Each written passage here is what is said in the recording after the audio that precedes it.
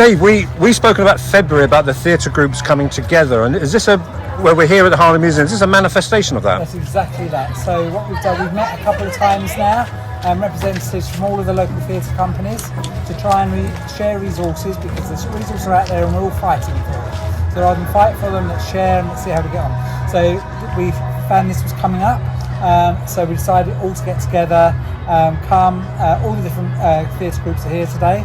We're not looking out for ourselves, we're getting interested people to fill out a form, and then that will be shared among all the groups, and anyone's got an upcoming production can look at those and say, we need somebody to work backstage, this person's interested, let's give them a call. And so that's how it is. So this is the manifestation of that, yeah. So some of you are dressed up, so to speak. Ginny, what's coming this autumn and winter? So Heath players have got Jack the Ripper, hence my costume, and Mark, we are both in Jack the Ripper, so that's the end of October, 4 shows.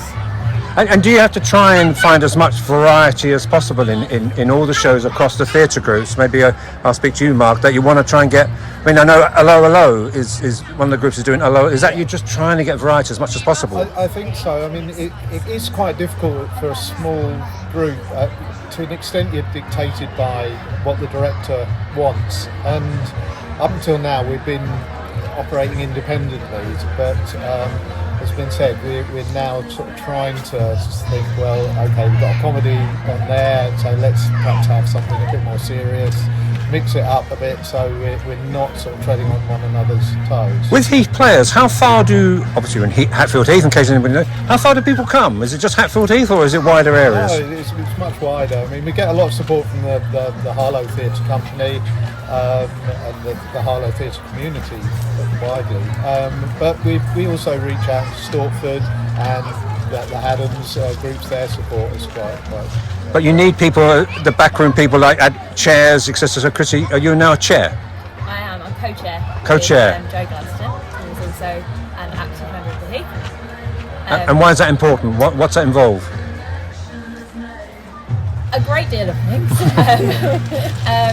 Lots of sort of strategy and planning, I think, is most of the chair's job. I mean, Mark was the previous chair, so I'm sure he knows the extent of the job. You kind of have your fingers in lots of different pies, so to speak. So you are involved with current productions, but you're also thinking about future productions. What would be good for the Heath if there is any one or any kind of play or anything that somebody has to bring to the table. It's about building relationships and getting other people involved.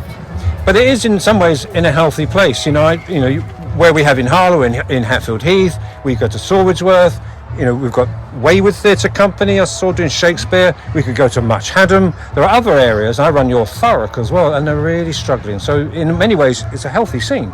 It's been a healthy scene for many, many years. I mean, I have been involved with Harlow Theatre Company since the beginning in 1978. And I remember back in the day, we all used to meet in the Playhouse bar on a Saturday lunchtime.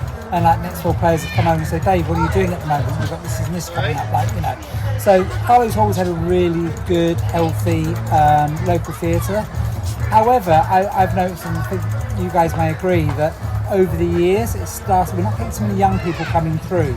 And whether that's because of gaming or whatever, so that's a part of what Stay's about. We need to find, the next generation. We need to find, the next people coming through. It used to be, years ago, we used to have Harlow Youth Theatre, and youth theatre would naturally progress into, at then days, Harlow Theatre Company.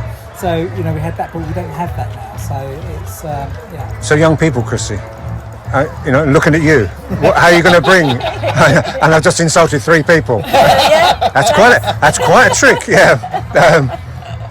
It's hard. I mean, it's hard. There's no one thing I think that works. I think it's trying a number of different things and seeing what happens. I think a lot of it's networking. You can't just put plays on and expect people to find you and come to you. You've got to be present on social media. You have to be present in the local community. You have to, wherever the people are, you have to be there as well, building a presence. And here we are with social media. This will be on Facebook and YouTube and Instagram. So do you have to embrace that world, etc. You know, Absolutely. the world of 1978. Of there is a play on, and there's a leaflet. You've got to embrace it. We used to have the local newspapers then, you know, the Harlow Gazette and the Harlow Star and stuff like that, and they were such good platforms for, you know, getting reviews in, getting your advertising and stuff like that. Of course, that's all gone now. You know, you've got your Harlow, but you know, you have to go online to find that, and not everybody does that. You know, whereas papers used to be put through the door free, and so you know, so yeah, we absolutely have to embrace social media. But you're all in general, Mark, looking forward to all the shows in autumn and the winter. Yeah. I just think we need to find someone that's got a way into TikTok and stuff like that. I do Facebook, but that's about the limit of my social media. We'll find that out. Thank you very much all for all your time. Thank you. Thank you.